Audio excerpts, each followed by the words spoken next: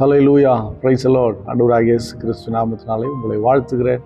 கர்த்தர் உங்களை ஆசீர்வதிப்பாராக. இன்றைய நாள் மெய்ப்பனின் சத்தம் சங்கீதத்தின் புஸ்தகம் 18ஆம் அதிகாரம் 50ஆம் வசனத்தை நாம் வாசிக்கலாம்.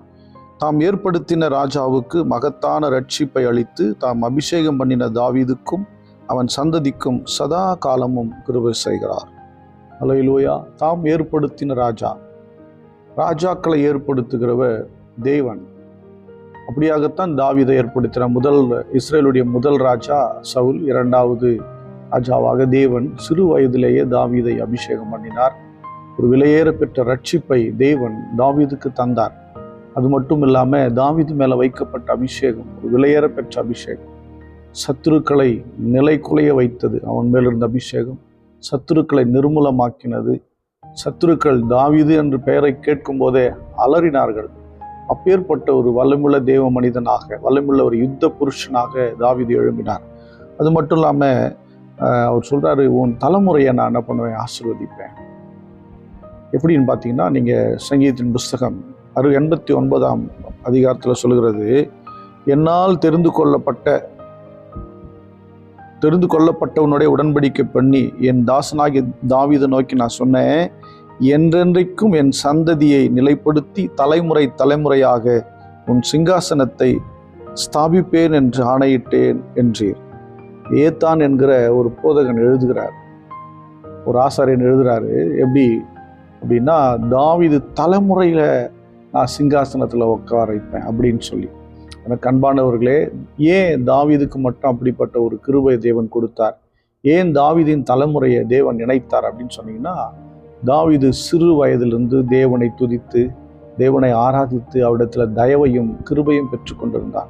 அதான் வேதம் சொல்கிறது, தாவீது என் இருதயத்திற்கு ஏற்றவன் என்று சொல்லி. எனக்கு அன்பானவர்களே, தேவன் உங்கள் தலைமுறையை ஆசீர்வதிக்க வேண்டுமா?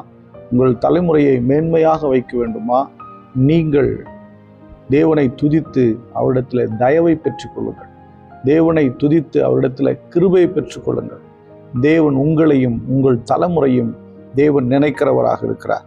நீங்கள் இன்னொன்று பார்த்தீங்கன்னா சொல்கிறார் பாருங்க, என் தாசனாகிய தாவீதை கண்டுபிடித்தேன், என் பரிசுத்த தைலத்தினால் அவனை அபிஷேகம் பண்ணினேன், என் கை அவனுடைய உறுதியாக இருக்கும், என் புயம் அவனை பலப்படுத்தும். அல்லேலூயா. ஆமாம், தாவீதை நான் அபிஷேகம் பண்ணினேன், என் கை அவன் கூட உறுதியாக இருக்கும். என்னுடைய புயம், யாருடைய புயம்? தேவனுடைய புயம் அவனை பலப்படுத்துங்கிற சொல்கிறார் பாருங்க. சத்ரு அவனை நெருக்க முடியாது, நியாயக்கேட்டின் மகன் அவனை ஒடுக்குவதில்லை. தாவீது தன் தேவனாகிய கர்த்தரை துதித்து துதித்து பெற்றுக்கொண்ட தயவும் கிருபையும் அந்த மனுஷனுக்கு, தாவீதுக்கு பலத்தையும் அதிகாரத்தையும் ஆளுகையையும் சத்துருக்களுடைய பிடரியையும் அவனுடைய கையில் கர்த்தர் கொடுத்தார். எனக்கு அன்பானவர்கள், நம்ம வாழ்க்கையில் சத்ரு ஒழியவே மாட்டேங்கிறான். சுற்றி சுற்றி வரான், சுற்றி அடிக்கிறான். அப்படிதானே பிரச்சனைலாம் சுற்றி அடிக்குது பாஸ்டர், அப்படிதான் அடிக்குது இல்லை? நீங்கள் தேவனை துதித்து அவரிடத்தில் தயவு பெற்றுக்கொள்ளுங்கள். தேவனை துதித்து கிருபை பெற்றுக்கொள்ளுங்கள். கர்த்தர் உங்களை நிச்சயம் ஆசீர்வதிப்பார். உங்கள் தலைமுறை தேவனுடைய ஆசீர்வாதம் பெற்ற தலைமுறையாக இருக்கக்கூடும். நீங்கள் பாருங்கள், மறுபடியும் அதே 89ஆம் சங்கீதத்தில் சொல்கிறார் பாருங்க, என் கிருபை அவனை விட்டு விலக்காமலும் என் உண்மையில் பெசகாமலும் இருப்பேன், என் உடன்படிக்கை மீறாமலும் என் உதடுகளினால் விளம்பினதை மாற்றாமலும் இருப்பேன். ஒரு விசை என் பரிசுத்தத்தின் பேரில் தாவீதுக்கு என் பரிசுத்தத்தின் பேரில் ஆணையிட்டேன், தாவீதுக்கு நான் பொய் சொல்லேன், அவன் சந்ததி என்றென்றைக்கு இருக்கும், அவன் சிங்காசனம் சூரியனை போல எனக்கு முன்பாக நிற்கும். அல்லேலூயா. சொல்கிறா பாருங்க, தாவீதுக்கு நான் பொய் சொல்ல மாட்டேன். தாவீதுக்கு சொல்லிட்டு நான் முடியாதுன்னு சொல்ல மாட்டேன். அவன் சந்ததி எப்படி இருக்கும்? அவன் சிங்காசனம் எப்போது நிலைச்சிருக்கும். எதில் உறுதிப்படுத்திடுமா? இயேசு கிறிஸ்து யூத கோத்திரத்தில் வந்தபடினாலே இல்லை, அவருடைய சிங்காசனம் முடிவில்லாததில்லை, நீண்ட ஆயுசு உள்ளவர். அவரை ஆளுகை செய்கிறார். கர்த்தர் பாருங்க, தாவீதின் தலைமுறையில் தன்னுடைய ஒரே பேரான குமாரனை பிறக்க வைத்து அந்த சிங்காசனத்தை நிலைப்படுத்தினதை பார்க்க முடியும். அல்லேலூயா. எனக்கு அன்பானவர்களே, நீங்களும் நானும் தேவனால் அபிஷேகம் பண்ணப்பட்டவர்கள்.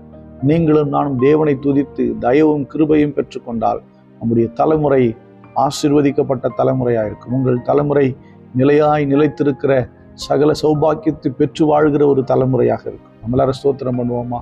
ஸ்தோத்திரம் ஸ்தோத்திரம் ஆண்டவரே. அப்பா, தாவீது வாழ்க்கையில கிருபையும் ஆண்டவரே கர்த்தாவே ஸ்தோத்திரம் பலத்தையும் ஆரோக்கியத்தையும் கொடுத்து தலைமுறையின் சிங்காசனத்தை கொடுத்து ஆசீர்வதித்திரே. உமக்கு ஸ்தோத்திரம் ஸ்தோத்திரம் ஸ்தோத்திரம். அன்பின் பிதாவே, உம்மை ஸ்தோத்திரிக்கிறோம். எங்களையும் எங்கள் தலைமுறைகள் நினைத்தருளுங்கப்பா. உங்களுடைய சமூகத்தில் அதிக நேரம் துதித்து ஆராதித்து தயவும் கிருபையும் பெற்றுக்கொள்ள கிருபை தாங்கப்பா. வந்திருக்கிற ஒவ்வொரு பிள்ளைகளை பார்க்கிற பிள்ளைகளையும் நீங்க ஆசீர்வதிங்க. உங்களுடைய கரமுடைய பிள்ளைகளோடு இருப்பதாக இயேசு கிறிஸ்துவின் நாமத்தினால் ஜெபிக்கிறேன் நல்ல பிதாவே. ஆமென். God bless you. Bye-bye.